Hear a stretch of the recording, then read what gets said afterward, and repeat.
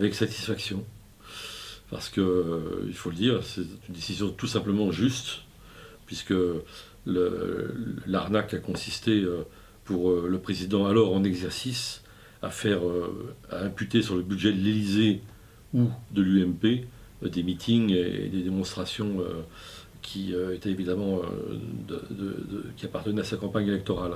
Donc on a fait payer aux Français, aux contribuables, comme on dit, la campagne électorale, une partie de la campagne électorale de Nicolas Sarkozy. Donc la décision est tout à fait juste et Sarkozy et ses amis le savaient évidemment. Mais enfin, ils ont fait ça à l'estomac et en général ça marche, et là ça n'a pas marché.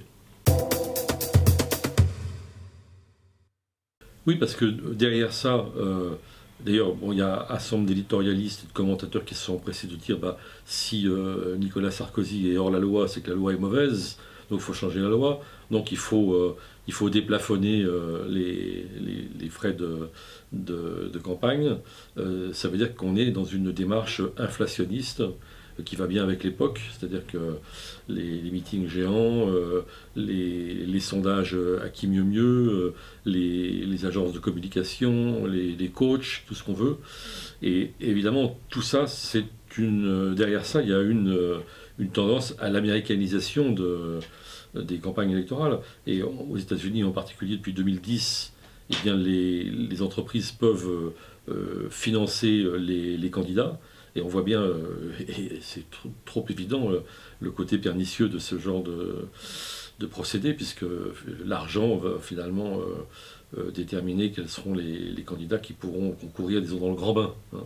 Et c'est ce qu'on risque en France dans les années qui viennent. Malheureusement, il y a quelque chose qu'on constate un peu en toute chose, c'est que les règles, les plafonds, les lois, etc., sont peu de choses pour résister aux tendances lourdes de l'époque. Et la tendance lourde de l'époque, c'est le néolibéralisme.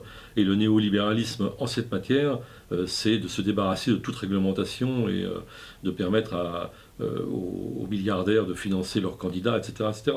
Donc on peut craindre que l'on aille vers ça. Et ça a évidemment un contenu politique, nonobstant le fait que les gens qui sont financés par les grandes entreprises défendent évidemment ensuite, ou sont tenus de défendre les intérêts des grandes entreprises et de la finance.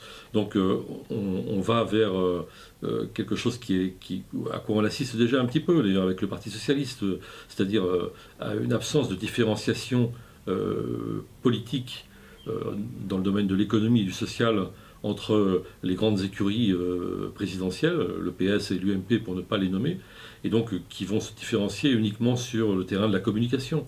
Et donc c'est cette évolution que l'on peut craindre, qui est une sorte de dépolitisation, ou plus exactement de politisation uniforme, favorable à la finance et au néolibéralisme.